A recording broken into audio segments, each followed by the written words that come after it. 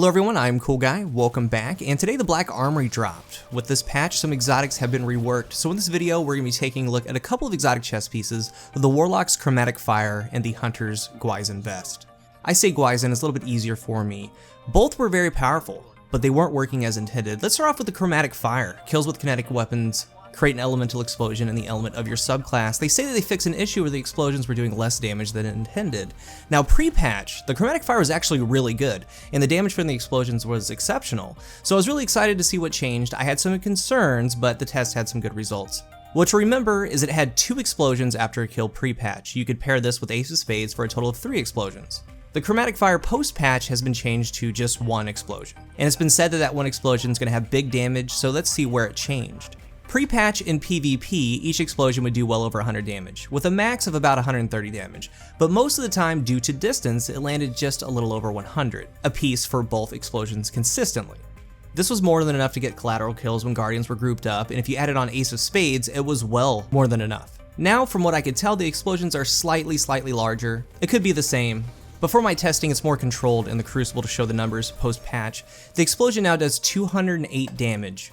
The Ace of Spades does 56, so you could add that on for a total of 264 damage in that area of effect. Now Ace of Spades is still going to be the best choice for Chromatic Fire. It gives you the double explosion now.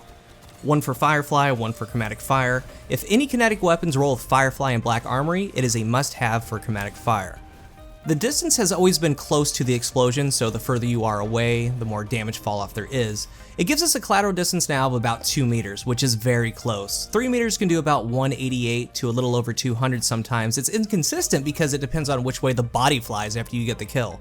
But at 3 to 4 meters, you're gonna need Firefly damage from the Ace of Spades to get a collateral. So pretty much, no matter what, they have to be, just like before, right on top of each other. Now I'm fine with this. I was a little worried you wouldn't be able to get collaterals in the Crucible. You still can. I was a little worried that it wouldn't do well in PvE. It still does. One of my personal tests was to see if it can happen organically, meaning I'm just playing and it happens. And after my first game, it did actually got 2 collaterals. Because pre-patch, I would average 1 a game usually, sometimes more. So for me to come in out of the blue and get 2 in 1 match, it tells me that this is going to be fine. I will say this though, basically, the damage from 2 explosions are combined now into 1, which is kind of what they said. But what was really nice about pre-patch and the 2 explosions is how long they sat there. There would be an explosion, a pause, explosion. If you had Ace of Spades 2, it would be another pause and an explosion. So that area had a little time frame that you couldn't be in it, meaning that the damage kind of stretched out slightly. Now it's a sudden big explosion. In PvE, it's as advertised, it does as well as ever. It does what it should do, but now it has a more pronounced explosion, and that shows.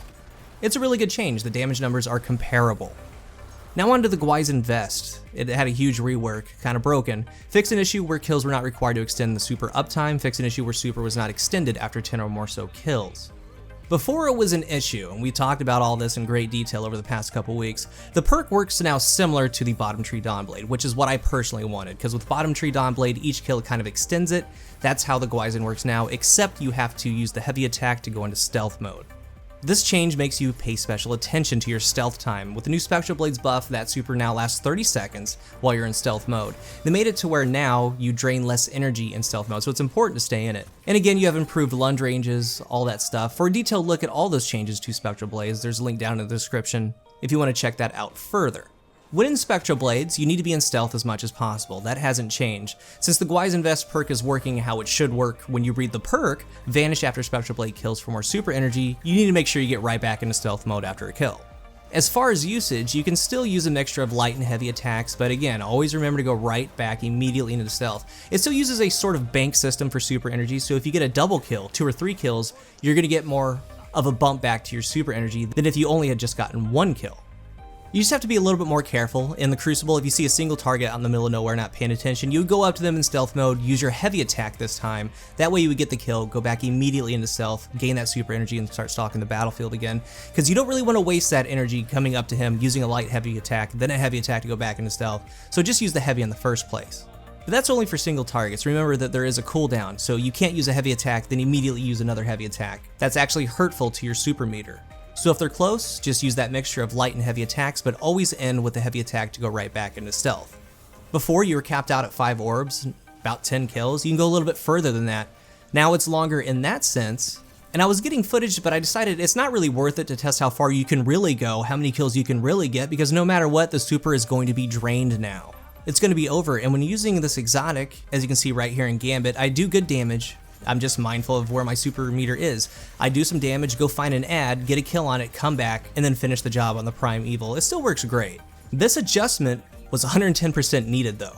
It's not the absolute terror it was before this update, but that takes nothing away of how the blades are actually working themselves. It's still a very lethal super.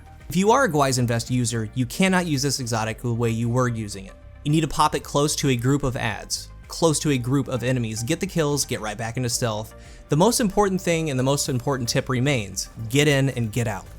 For this video was to test and see these changes. I wouldn't say that the Chromatic Fire was a necessity and needed to be changed, but I can see why they changed it. And with this change, it's still comparable. If not in some ways, it's slightly better. Now the Gwisin, on the other hand, I think it turned out to still a very good exotic. A very, very good exotic, because before it was broken, you could do things that you shouldn't have been able to, but now it's more controlled, you can still have big plays with it, it's just not out of control anymore. But what do you guys think about these changes? Thank you guys for watching, and until the next one, I am CoolGuy.